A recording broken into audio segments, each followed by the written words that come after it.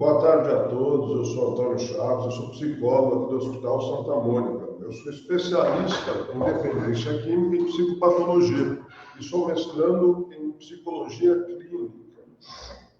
Nós aqui do Hospital Santa Mônica, de maneira recorrente, né, na verdade semanalmente, até 2 vezes por semana, na verdade, estamos fazendo essas lives numa tentativa de ajudar a população, né? Desmistificar o conceito de saúde mental, trazer à luz do conhecimento a necessidade de tratamento adequado.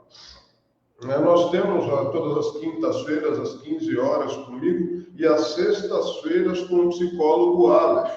Não deixem de assistir e compartilhem, se assim se sentirem à vontade.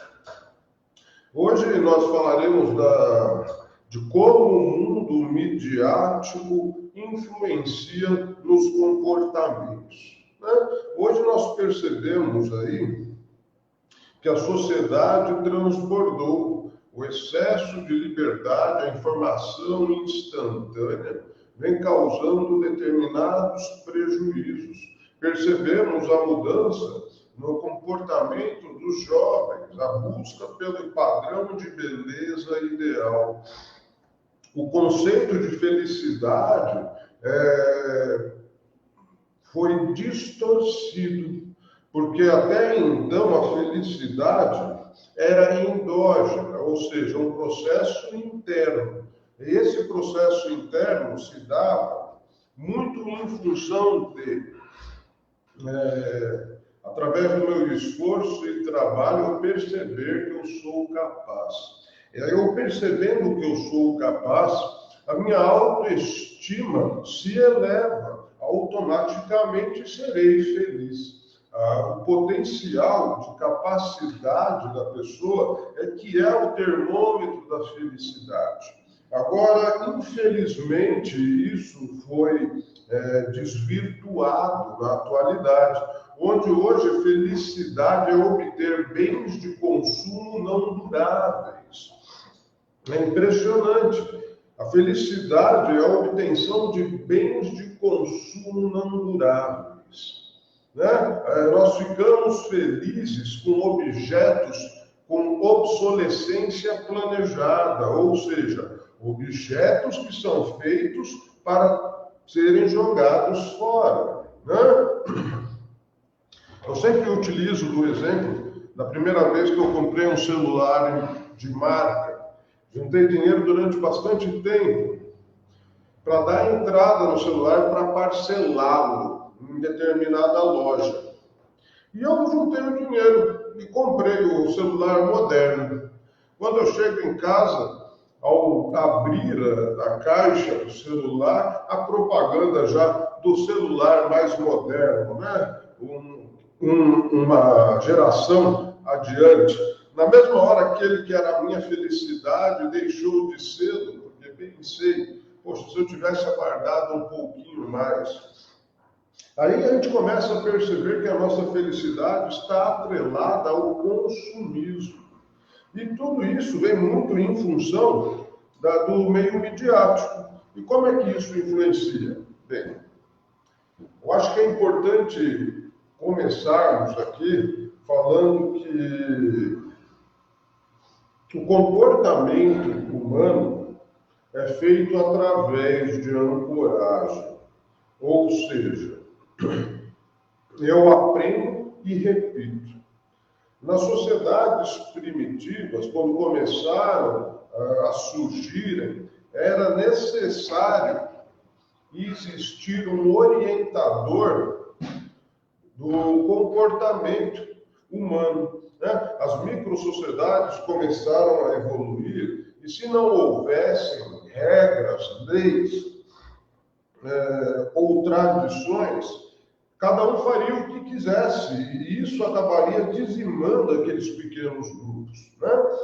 Então a gente percebe que, além das leis, regras, costumes e tradições, as sociedades antigas, né, as microsociedades antigas, por mais primitivas que fossem, tinham as suas deidades, seus deuses, tinham os seus heróis, tinham os seus mitos. Esses mitos, esses heróis, essas deidades, é que orientavam o comportamento das novas gerações que ali nasceriam. O tempo foi evoluindo, a sociedade também, e a gente percebe o como na mitologia grega, na mitologia romana, ateniense, na mitologia nórdica, o quanto o poder dos deuses influenciava no comportamento dos humanos, de como os mártires eles eram admirados e seguidos, de como os heróis eram enaltecidos. Eu me lembro, assim, durante toda a história do homem, o comportamento através da modelagem é o que deu certo. Mas na antiguidade, até um tempo não tão distante, assim, antes do advento da tecnologia que desfrutamos hoje, a religião, os costumes, os heróis, Eu sou da geração do Ayrton Senna, ele foi um modelo de comportamento para mim. A gente percebe que antigamente o modelo de comportamento eram pessoas que faziam aquilo que deveriam fazer de maneira excelente. Eram verdadeiros heróis. Os heróis nada mais são pessoas que fizeram aquilo que elas deveriam fazer. Os heróis, eles têm uma saga, a saga do herói, segundo Joseph Campbell. E o que é a saga do herói? É quando eu vejo todo o caminho que aquele herói fez para se tornar o tal herói. O sofrimento, as agruras, porque ele passou tudo aquilo que ele teve que... Desculpa, pessoal. Vai abrir mão. Então, a gente modelava o nosso comportamento de acordo com aquilo que os heróis faziam. Devemos aqui também salientar que as escolas filosóficas também nos orientavam acerca do nosso comportamento. Nós seguíamos aí aquilo que a filosofia traz como valores. Mas, infelizmente, esse cenário mudou com o advento da tecnologia.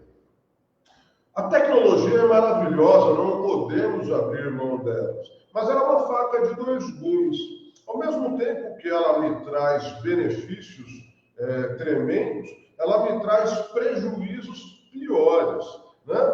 Às vezes eu percebo que as pessoas não estão prontas para acessar todo o conteúdo midiático que temos hoje.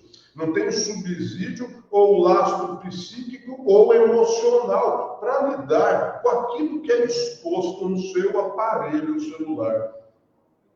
Eu percebo o quanto o comportamento é influenciado pelas mídias. Inclusive, hoje, existe uma profissão chamada influencer. As pessoas que influenciam. E de que maneiras elas me influenciam? A gente está numa terra sem lei. O mundo midiático, apesar de ter leis que as regem, existem pessoas que conseguem extrapolar, desrespeitar as leis e fazer aquele conteúdo que não me traz, na verdade, nenhum valor. Na verdade, me traz desvalores, erros, distorções. Eu percebo que hoje, o mundo midiático tomou o lugar dos heróis, dos deuses, das religiões, da própria família. Não importa mais o que o seu pai me diz, que o pai diz para o filho, o que importa é aquela pessoa que eu sigo, a opinião dela. Ou seja, a unidade familiar também acaba mudando a sua formatação de poder. Existe sim uma hierarquia na família, onde o pai e a mãe são os líderes, né, da prole. Não dá para a gente atribuir poder a crianças que não estão prontas a tê-los. Como nós discutimos de maneira recorrente, a terceirização da educação é algo que vem desfalecendo as tradições familiares. A falta de convivência, de contato. Hoje eu percebo padrões dismórficos corporais como resultado desse mundo midiático. O que seriam esses transtornos dismórficos corporais? É quando a pessoa se olha no espelho e não se reconhece. Ela não percebe que é ela que está sendo refletida ali. Ela desconhece a si mesma. E por que isso vem acontecendo? Porque de maneira repetitiva, de maneira bombástica, nas redes sociais, são instalados padrões de beleza. Padrões de belezas baseadas na simetria bilateral, né? Que o Leonardo da Vinci iniciou com essa técnica de pintura. A simetria bilateral prega a perfeição da forma humana. Se isso já era feito através de quadros, no mundo midiático, você pega um modelo humano, fotografa num ambiente perfeito, com luz, as condições climáticas necessárias, com a maquiagem perfeita para aquele tipo de foto. E aí depois ainda esse padrão de beleza é modelado através de aplicativos da mudança da imagem. E uma criança que está em construção da sua autoestima, que ainda não entende que a autoestima está mais ligada à sua capacidade intelectual e de trabalho do que propriamente a estética, né? Porque eu não posso ter uma autoestima lastreada simplesmente na estética. Porque o que acontece com a autoestima lastreada na estética? A cada nova intervenção cirúrgica, plástica, eu quereria fazer, porque eu serei um eterno insatisfeito, porque sei que sempre poderei mudar, né? Isso vem muito em decorrência da tanatofobia que estamos vivendo na atualidade, o medo de envelhecer, o medo da morte, né? E o mundo midiático, através dos algoritmos, né? O que são algoritmos? São programas que reconhecem padrões. Aí eu coloco lá no meu celular, na minha rede social, no meu navegador de buscas, assuntos que são pertinentes ao meu interesse. O algoritmo, na hora, reconhece o teu padrão de gostos ou desejos. E começa a bombardear informações sobre aquele assunto. Não preciso ir muito longe. Hoje, os aparelhos celulares têm reconhecimento facial. Prestem atenção. Esse reconhecimento facial que o celular apresenta, ele nos coloca num lugar de vulnerabilidade. Por quê? O algoritmo vai entender as suas emoções conforme o conteúdo que você acessa.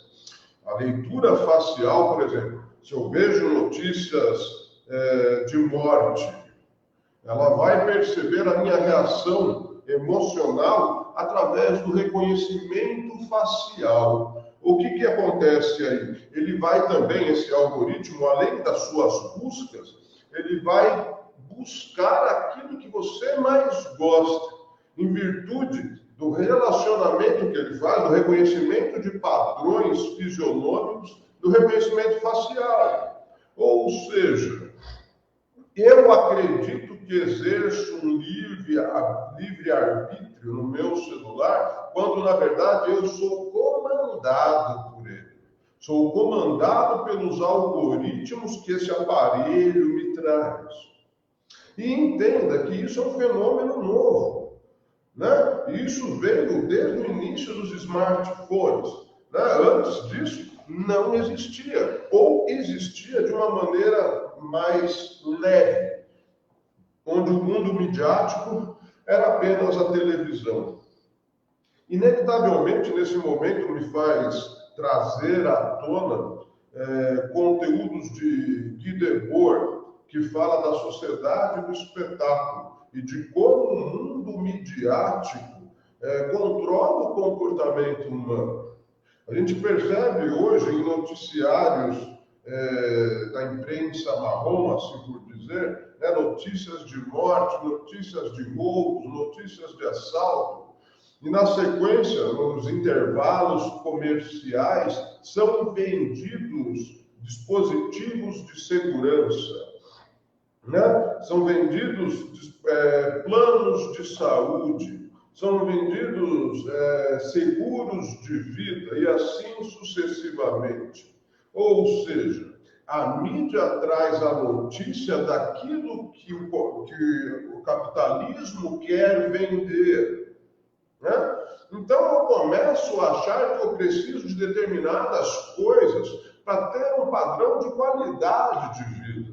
A promessa de sobrevida me faz comprar aquela iogurteira que a mulher vende no canal, o cogumelo do sol, porque me traz a promessa de sobrevida e eu acredito naquilo, né? O ser humano se tornou muito permeável. O ser humano está ficando sem contorno.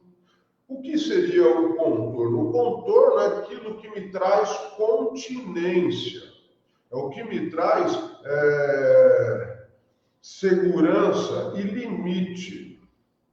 É aquilo que eu sei que é o melhor para mim, é onde eu reconheço minhas limitações, é onde eu percebo o que é certo ou errado de se fazer. Esse contorno foi perdido, essa continência foi perdida pela preocupação exacerbada do que o outro pensa ao meu respeito. Preocupação essa reforçada pelos likes que recebo nas postagens que eu faço. Então se torna mais importante o número de likes que eu tenho, né, do que realmente aquilo que é necessário para mim. Zygmunt Bauman fala de maneira recorrente que quanto mais likes eu tenho, menos afeto eu recebo. Quanto mais contatos eu tenho, menos amigos eu também tenho. O mundo virtual me promete uma coisa que não corresponde à realidade. Nós saímos de uma geração sólida. A geração sólida era preocupada com os problemas do dia a dia, né? As contas a se pagar, o medo do desemprego, o como sustentar a família, a qualidade das relações. Era até dita que era uma geração neurótica. A geração atual, essa geração que vive o mundo virtual, ela deixou de ser neurótica para ser uma geração psicótica. O que significa isso? É uma geração que não consegue viver a realidade. Ela vive a realidade apresentada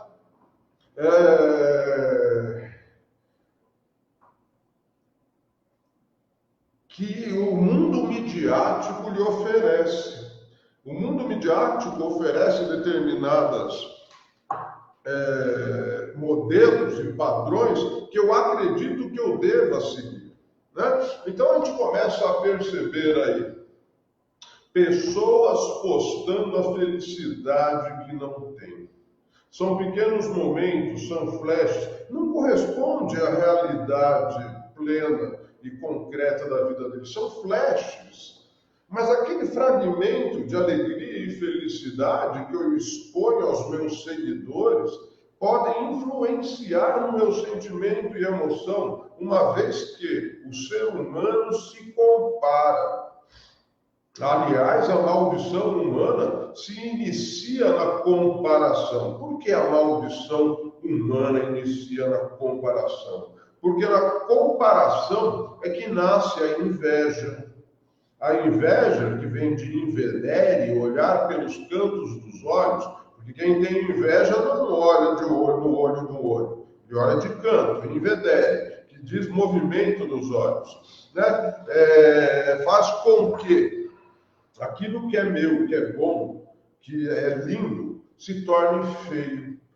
Se eu, por exemplo, tenho o meu jardim, que eu amo, que eu acho lindo, que eu cuido e zelo, de repente eu vou chamar meu vizinho para olhar o meu jardim, a minha obra, mesmo porque um pouco de reconhecimento satisfaz o ego. Mas ao ir chamar o meu vizinho, eu percebo que o jardim dele está mais bonito do que o meu.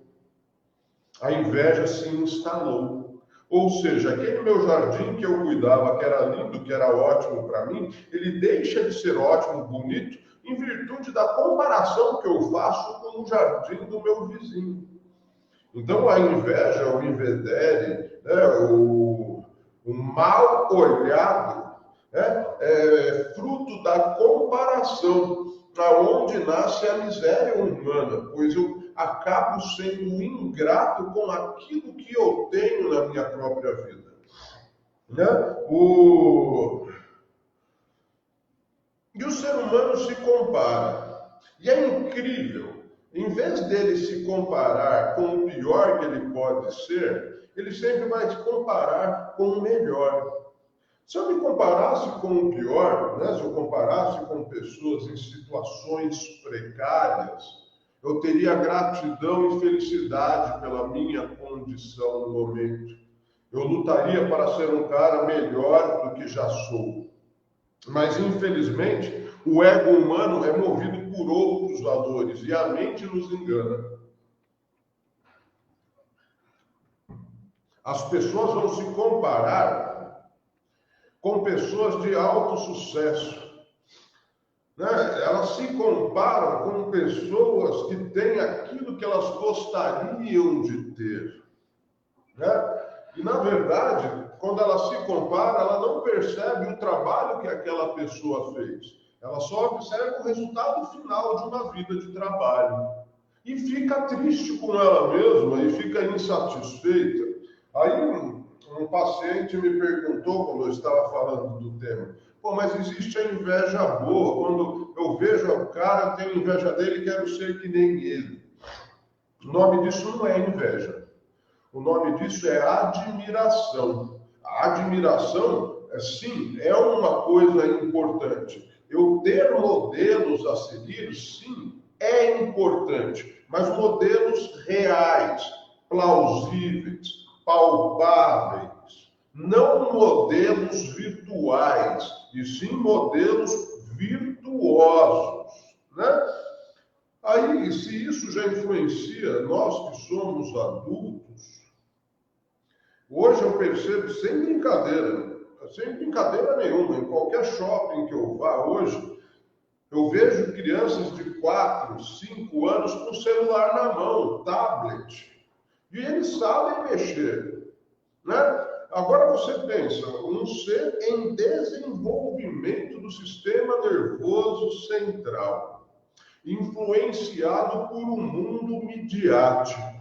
O que será dele no futuro?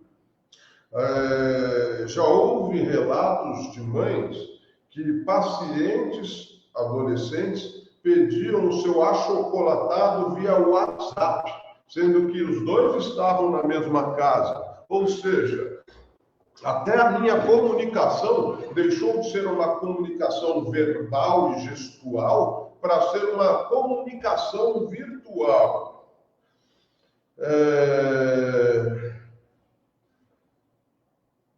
O entendimento do mundo através do imagético, ou seja, das imagens, ele é um entendimento pertinente a crianças e adolescentes. Quando a pessoa se torna adulta, o entendimento do mundo e da realidade se dá através de ideias. O que está acontecendo? Estamos tão presos ao mundo midiático que a nossa interpretação da vida e da realidade está imagética, ou seja, regredimos na nossa interpretação da realidade e da vida. Né? Nós somos imaturos, nós deixamos de apreciar as verdadeiras virtudes que a vida pode oferecer e que eu possa praticar, as oportunidades, né? Eu perco a capacidade de construir um sentido de vida, uma vez que sou preso a um mundo imagético e não ao mundo das ideias. Né? Nós temos que perceber outra coisa também que é importantíssima. Né? O mundo midiático está fazendo que nós utilizemos menos os lápis e canetas.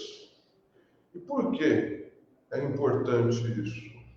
Porque uma das coisas que nos difere do macaco, segundo a teoria evolucionista de Charles Darwin, é o movimento de pinça. Agora você pensa, o movimento de pinça, né, esse movimento de instrumentalizar coisas, esse movimento que é o símbolo de uma coordenação motora fina, né, tem a capacidade de transcrever meus pensamentos. Eu consigo materializar meus pensamentos, minhas ideias, através da escrita. Então perceba que nobre movimentação neurológica que se dá. Eu penso, eu crio e materializo através da escrita. Nós estamos perdendo a capacidade de escrever, pois a digitação está tomando esse lugar. Teremos consequências, com certeza, a nível neural desse retrocesso evolucionista. Né? A lei do uso e desuso de Lamarck vale muito a pena ser salientada aqui. Né? Lamarck falava da lei do uso e do desuso. Né? Aqueles que tinham a qualidade adequada que sobreviviam. Os mais bem adequados, né, segundo Charles Darwin, é o que sobreviviam. Né? Então, em florestas onde haviam folhas ao alto, as girafas, por terem um pescoço maior, tiveram sucesso. Aquelas que tinham um pescoço menor morreram. Né? Então, a lei do uso e desuso valida essa teoria que eu trouxe à tona, ou seja, se eu deixo de praticar o movimento de pinça que me difere do macaco, ele entrará na lei do desuso.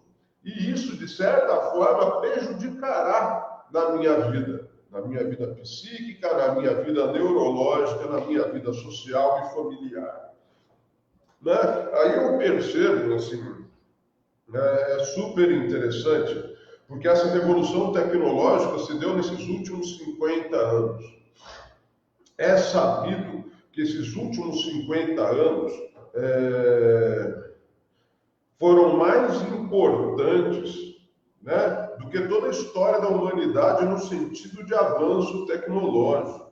Esses últimos 50 anos, a gente desenvolveu celulares, smartphone, acesso à informação, acesso a tudo de maneira instantânea. Talvez essa maneira instantânea também influencie nos nossos comportamentos, pois se eu não tenho um filtro, a mensagem que eu propago pode ser negativa àquele que a recebe. né? Antigamente, né, através do jornal, ou através até da televisão, ainda que a televisão tenha TV ao vivo, né, mas mesmo assim tudo perde no tocante a tempo para o celular. O acesso é tão rápido, eu divulgo aquilo de uma maneira tão exacerbada que, sem me perceber, eu já estou divulgando fake news. E essas fake news podem ter resultados maquiavélicos. O uso inadequado da imagem alheia, a exposição, né? O mundo midiático acaba fazendo e controlando o meu comportamento. Existe uma teoria, né, do Harari, que é o autor do Homo sapiens e do Homo Deus, que ele vai longe, tá, gente? Ele fala que através dos celulares, né, do reconhecimento facial, do programa que era usado na China para perceber a temperatura das pessoas contra o Covid, ele imaginava que o ser humano, em determinado momento, seria controlado por poucos outros seres humanos que teriam controle sobre esse mundo virtual. Porque através desse mundo virtual viveríamos um totalitarismo, onde nos seria imprimido a maneira que eu tenho que ser ou de viver. E isso é muito fácil de perceber. Você pega qualquer rede social, né? Reels, né? Lives, todo acesso à informação, onde as pessoas tentam mostrar às outras a maneira adequada de viver, ou ainda pior, a maneira inadequada de viver. Você sabe que eu tenho pacientes adolescentes aqui no hospital, nós temos uma ala Kids, e uma coisa que está acontecendo, um fenômeno muito grande, o aumento das tentativas de suicídio, de autoextermínio, de cutting. Aí eu percebo que nem tudo é patológico, tem muito comportamento que é aprendido. A pessoa, querendo ou não, né, com toda essa evolução que nós tivemos nesses últimos 50 anos, as perguntas ontológicas ainda não têm respostas. Perguntas como o que é a vida, o que é a morte, qual é o sentido da vida. Se eu colocar no meu celular, eu não terei essa resposta. Terei sim outras informações. Como eu não tenho essas respostas, eu começo a procurar o que é morte, o que acontece após a morte, e começo a pesquisar e sondar, e o meu algoritmo começa a me bombardear com informações sobre isso, e informações aleatórias, não informações seguras. As informações em que o algoritmo expõe todas as possibilidades de escolha para a pessoa que está lá à frente do aparelho. E o ser humano, ele tem como tendência a buscar aquilo que é mais assustador, aquilo que é mais enigmático. Ele gosta de ver o pior, né? E se for um jovem, quando aparecem informações de morte, ele vai para o pior lado, no lado mais obscuro. E indo no lado mais obscuro, o algoritmo reconhece que aquilo que ele gosta e reforça esse pensamento. Aí eu percebo de maneira recorrente, né, um movimento de glamorização da morte.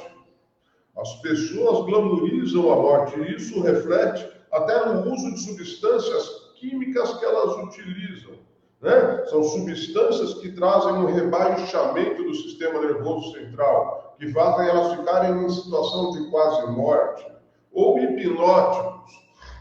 Né? A gente percebe um aumento aí da utilização de alprazolam, né? A gente percebe aí um aumento do consumo de ketamina, né, que traz como se eu sentisse do corpo, é como eu dissociasse.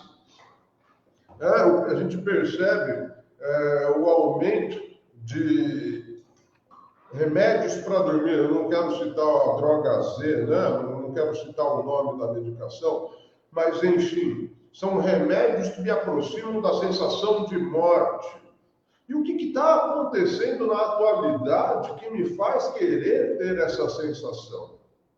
É a falta de expectativa, é a falta de horizontes.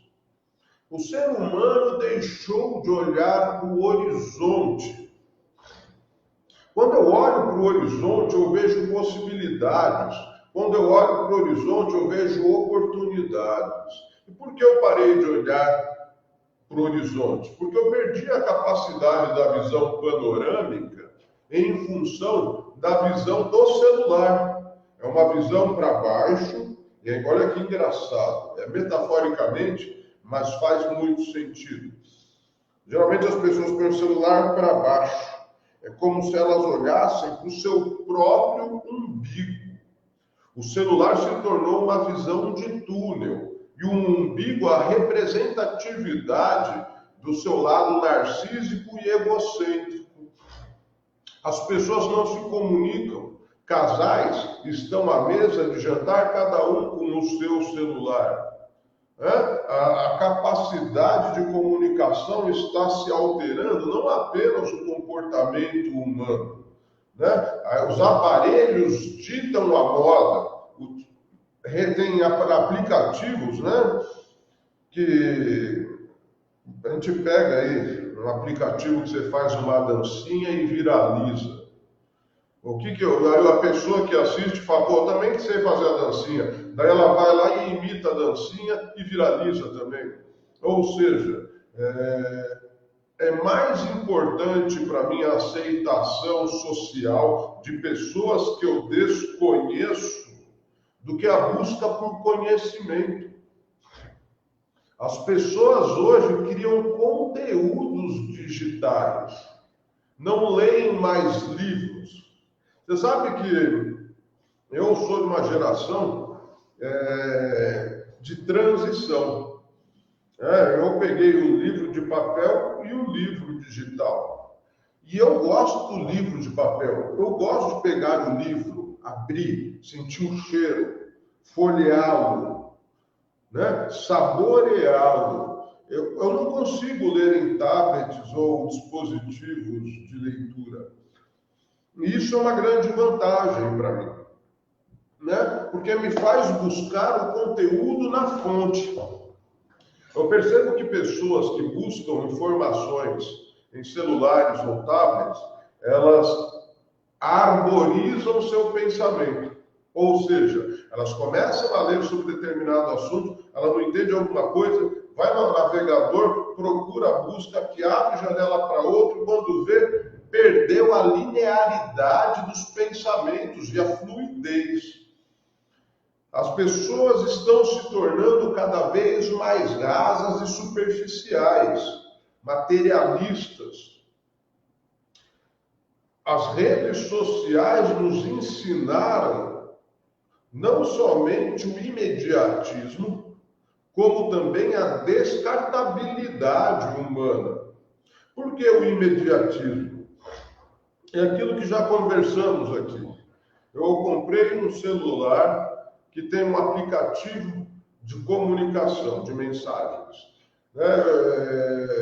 Como se não bastasse, eu comprei um smartwatch.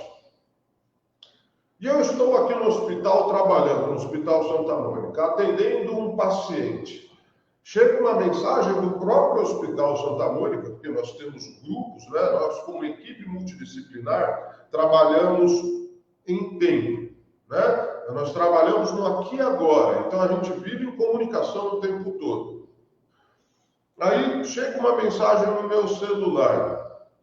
No meu celular, vai para o meu relógio. No meu relógio eu faço assim, para ler a mensagem. E quando eu faço assim, eu fico ansioso, porque às vezes é algo a se resolver, e o paciente também fica. Pois fala, não, doutor, já estou terminando. Falo, não, filho, é que a mensagem que chega aqui, eu não estou preocupado com a hora. Perceba como o imediatismo acaba se tornando um efeito da informação instantânea. Eu me sinto obrigado a responder. E a pessoa que está perto de mim também fica ansiosa. Eu me torno um fator ansiogênico e ansioso. A descartabilidade humana que nós já falamos aqui também. Amizades são feitas e desfeitas com a ponta de um dedo. Né? Com a ponta de um dedo eu posso te bloquear. E se eu estiver muito chateado com você, eu te bloqueio e denuncio. Perceba que a velocidade de se fazer ou desfazer uma amizade é a velocidade de passar de um dedo. E não só isso. Aplicativos de relacionamentos. Primeira implicação do aplicativo de relacionamentos é a tal da descartabilidade humana, onde eu trato seres humanos como peças de carne, onde eu escolho o tipo de carne que eu mais gosto. É meio que eu coisifico. As relações não se aprofundam, porque eu tenho muitas opções. Né? Então eu saio para um encontro, e se tem uma coisinha ruim, eu desencano e vou para o aplicativo tentar outra. Eu não me permito vivenciar uma história com alguém, porque eu tenho a opção de escolha em um aplicativo. Aí sim, a descartabilidade humana fica mais clara. Né? O desprezo pelo sentimento alheio, a falta de convívio, oportunidade de. E agora temos uma outra consequência, os golpes vindo desses aplicativos, aqueles falsos encontros onde pessoas são sequestradas. Até que ponto a carência humana faz com que eu ponha em risco a minha vida? Até que ponto eu confio em um aplicativo de relacionamento e me exponho a um encontro às escuras, porque, vamos ser bem sinceros, é muito fácil criar perfis fakes. As notícias que eu dissemino, né?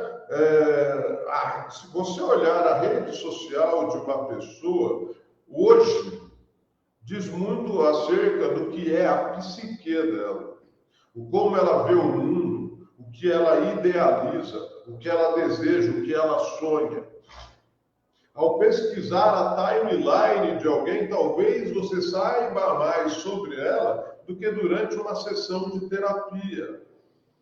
E é interessante perceber que existem países que já estão analisando os aplicativos sociais aí para ver se permite ou não a entrada no país. Nos Estados Unidos é o que estava começando a fazer isso. Não sei se ainda hoje estão fazendo. Eu percebo muita, e olha que interessante, pai e mãe que descobrem que o filho está usando droga, que está com um comportamento inadequado, quando acessam as redes sociais desses meninos.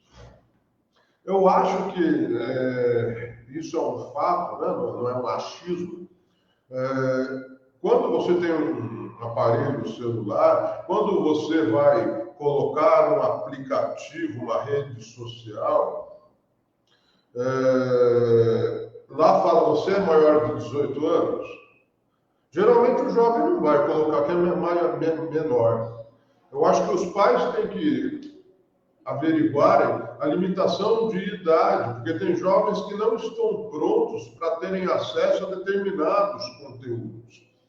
Existe um aplicativo, que eu esqueci o nome agora, eu já até falei dele uma vez, que ajuda a monitorar o que os filhos estão fazendo com o celular.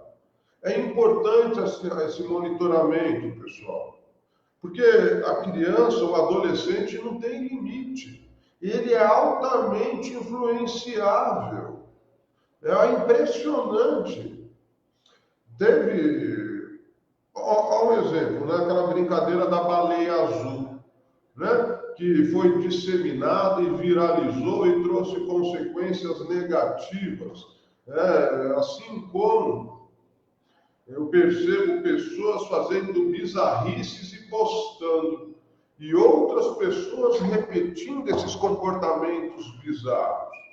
Então, se formos analisar hoje, o que dita o comportamento humano é aquilo que as mídias digitais nos oferecem. Né? O algoritmo reforça esse lugar em mim. Né? E nós não temos mais mitos, não temos mais heróis. A última pessoa que falou de herói que eu ouvi foi o Cazuza. E ele trouxe uma palavra muito triste. Ele falou que os meus heróis morreram de overdose. Digo para vocês que o meu herói é o meu pai. É ele quem eu sigo. E nós devemos ensinar isso a nossos filhos e às futuras gerações. Pegar modelos de seres humanos exemplares e segui-los, pois talvez aí conseguiríamos mudar esse cenário grotesco que vivemos. Eu acho que hoje já falamos bastante, eu vou deixar um espacinho para pergunta ou qualquer coisa, tá? Falamos bastante da influência do mundo midiático, né? O quanto somos vulneráveis às informações. Lembrando que toda quinta-feira, às 15 horas, é o nosso encontro aqui. De sexta-feira, com o psicólogo Aleph. Fala, Gleide, tudo bom? Oi, Gladys, tudo jóia, Gladys? E divulguem esse vídeo, pessoal, divulguem, é importante. A gente está vivendo aí uma alienação cultural, a gente está vivendo um momento da história onde o acesso à informação é restrito àquilo que o algoritmo me oferece. Né? É uma alienação virtual. Né? A gente não tem uma concretude no conhecimento. Então, pessoal, se puderem, divulguem. Tá? Lembrando que toda quinta-feira, às 15 horas, eu estarei aqui. De sexta-feira é o Aleph, é o Hospital Santa Mônica aí tentando levar mais conhecimento, desmistificar e orientar a população em geral. Tá bom? Então, pessoal, estou muito feliz de estar com vocês e até quinta-feira que vem. Um grande beijo a todos. Tchau.